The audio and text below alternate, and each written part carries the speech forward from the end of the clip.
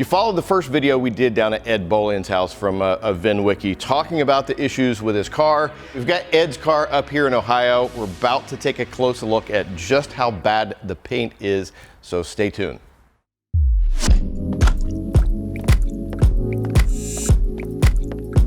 All right, so we put the car on a transport down Atlanta, brought it up here to Ohio. It has made it here safely. As we do with all projects, we started off by giving it a thorough wash. That way we get a really close look of what we've got going on with the vehicle. If you watched our first episode, you know that we went over a lot of different issues that we saw at Ed's place. But when you get it here under better lighting, you see a lot more of the story. One of the biggest things we ran into is we brought our painter over to talk to him to get some feedback on what we might want to do with this project. And he pointed out a couple of important things. One, there's at least 6 different shades of gray going on in this car.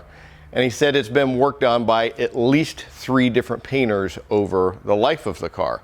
So that opens up a lot of opportunities for issues to happen with it.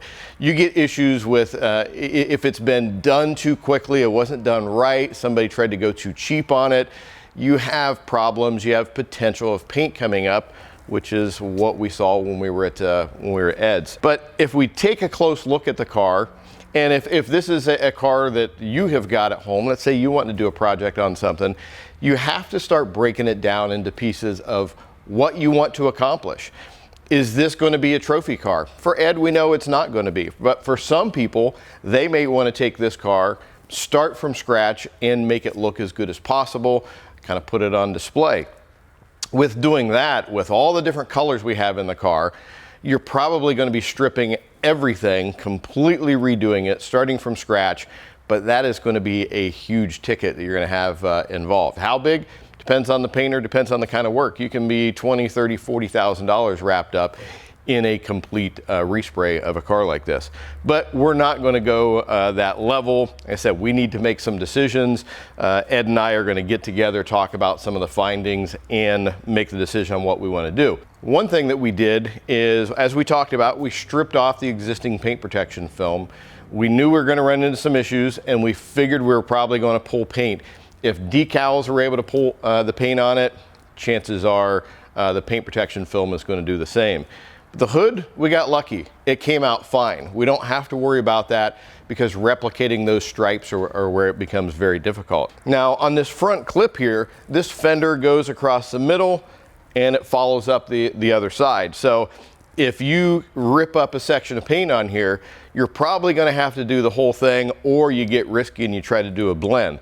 But on this one, we pulled up paint on both sides. It came off up here at the top, it came off by the headlights, and a few other miscellaneous areas. Now that's really indicative to the paint job that was done before. Having said that though, when you get into this era of Ferraris, you get 360s, 430s, a lot of times there was repainted spots from the factory. So even with OEM paint, you pull film back off of it, you run the risk of the paint coming up. So we had a lot of paint come off there. On the bumper, which we know that it's been redone a couple of times, we actually got pretty lucky. We pulled the film off, and then we got all the way here down to the end on this right side, some paint came off of it. So we have a decision to make whether we're gonna redo that whole bumper or just spot fix that one area. And that's going to boil down to what we end up with a quote on doing all the different pieces. But my guess is that we're probably going to focus, or Ed's probably going to focus on the areas that you really need to have done, and then probably leave some of the other simpler ones alone. We talked about the front bumper. When we were at Ed's, he was pointing out some issues with the rocker panels. There's cracks in it, there's paint that doesn't match. But once you start disassembling that, fixing all those pieces, your repair bill goes up pretty quickly. But on the front end, unfortunately, a lot of this stuff, it's in areas that you see. So you have no choice but to redo all that stuff.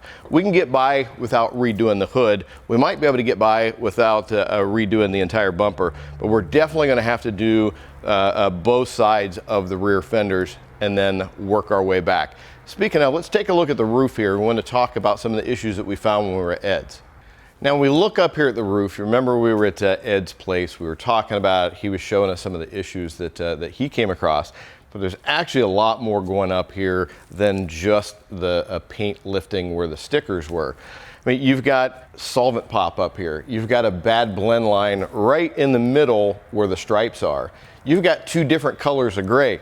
The driver's side is a different color than the passenger side here. So when Ed was talking about, he was kind of hoping for maybe we can just kind of sand this down and put some clear coat on it. Unfortunately, it doesn't work that way because you would still be able to see all this. The only way that you can approach all this is strip and repaint. So it's going to be a lot of surgery involved in getting this done. You've got the rear windows need to come out. All this trim needs to come out. You know, fortunately, we can just peel this back. We shouldn't have to go in and remove the windshield, because then you run into issues of it potentially cracking, and those get really expensive on Ferraris.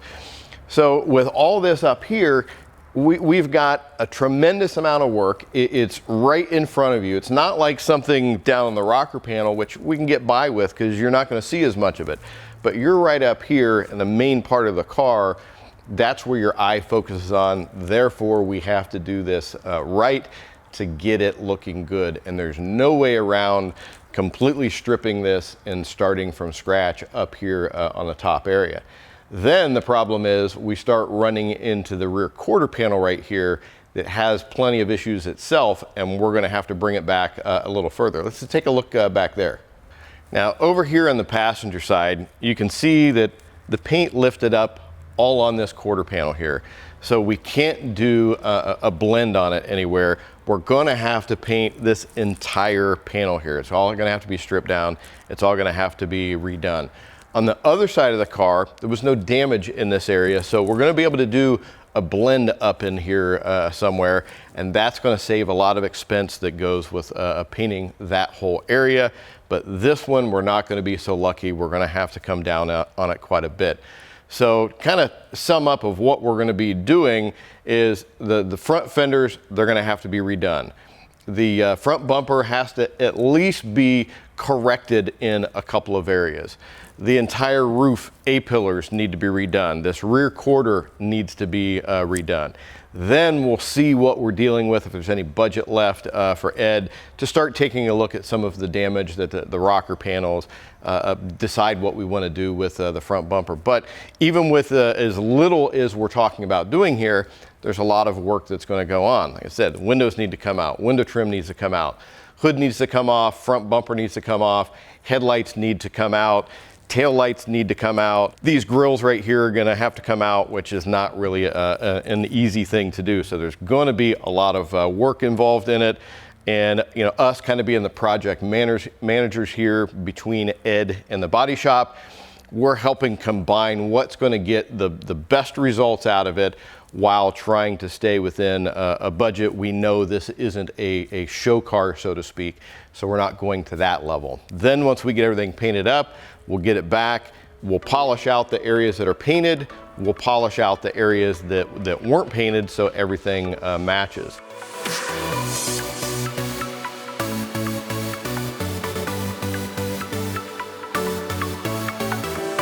Okay, now we finally got the car back from the painter, and a lot has happened in between the time when we shot the first part of this video, getting ready to go to paint, till now. One of the things that's different, so we've had the floors redone in the shop. That kind of gives you an idea of how long the process has been between the start and to where we are now. One thing I want to point out, there's a lot of different things we talked about in the first part of the video of what our plans were. Well, the reality is when you get into projects like this, you need to be prepared to change plan right in the middle, because something is going to come up, particularly when you're dealing with painting. Our idea at first was just to have this front clip done, have the roof done down into the quarters, and we would be good to go. Well, that didn't really happen that way, and I'll get into those details in just a moment. We took a look at that. We got quotes to have it done. We got a hold of Ed, gave Ed the quotes for just having that done. Ed hit the floor. It was quite a bit more than what he was expecting. Then he came back to me, told me what he was prepared to pay, then I hit the floor, trying to figure out how in the world we're going to get this project done. And as the title says, it was a $3,500 budget that he had for having the painting redone. Anybody out there that's had painting redone, realize you can't get anything done for $3,500. I mean, a bumper alone is typically going to cost you about $1,500 to put that into perspective. And then we're talking about a Ferrari, whole different deal. If you wanted to have this whole thing done properly, you could easily get up into about $30,000. Okay, so kind of set the stage for that. So at that point, we realized we had to kind of shift directions a little bit in what we were going to do. We got a hold of a painter, Scott, talked to him about it and said, hey, these are the areas we need. We only have $3,500 to spend on this job. So, okay, he accepted the deal, thought it was a challenge, thought it was going to be fun, great opportunity to help out with the project. So we get into it. Scott gets all those areas done, and we realized we're back into the same position we were at before, and we had mismatching panels. You're starting to spray metallics in particular, you get into these grays. It's really hard to do it without blending. You end up with an area that's going to be a little bit different shade. So Scott said, hey, I want to make sure that you guys are happy with this. I'm going to go ahead and blend in a few areas and make sure we have no problem. So he started to do that and realized, I mean, this whole door needs to be done. The rear deck needs to be done. The hood needs to be done if we're going to be happy with the color. So Scott, being a great guy, he said, I'll go ahead and do all of this for that same $3,500 to make sure that's exactly what we're looking for and what the customer wants. He already told us he wouldn't do it again. That $3,500 was a one-time only deal. So it took a bit more time because we had to go in, and virtually this whole car has been repainted, with the exception we didn't get a chance to do the rocker repair like we wanted to. The front bumper really needed to be removed, repaired, and repainted. That wasn't in the budget, so we just did a blend on that as well. But everything else really got done on it. Another part of dealing with projects like this and with budgets is you start taking away budget and you take away disassembly and some of the fine work to get a real Concours level paint job. You're not removing windows and trim, you know, all those different things, major disassembly on the car to get it repainted. So with that, we knew that we were going to have, you know, more challenges as we get up to edges, more work for us to go in and do post a cleanup on it, because you don't have that ability to get everything done. So given that, are you going to find a few areas on the car that are far from perfect? Absolutely.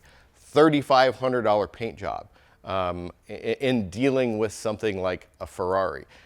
You're not going to get Concours level for that kind of budget that you're dealing with. With that, we knew what we had to deal with.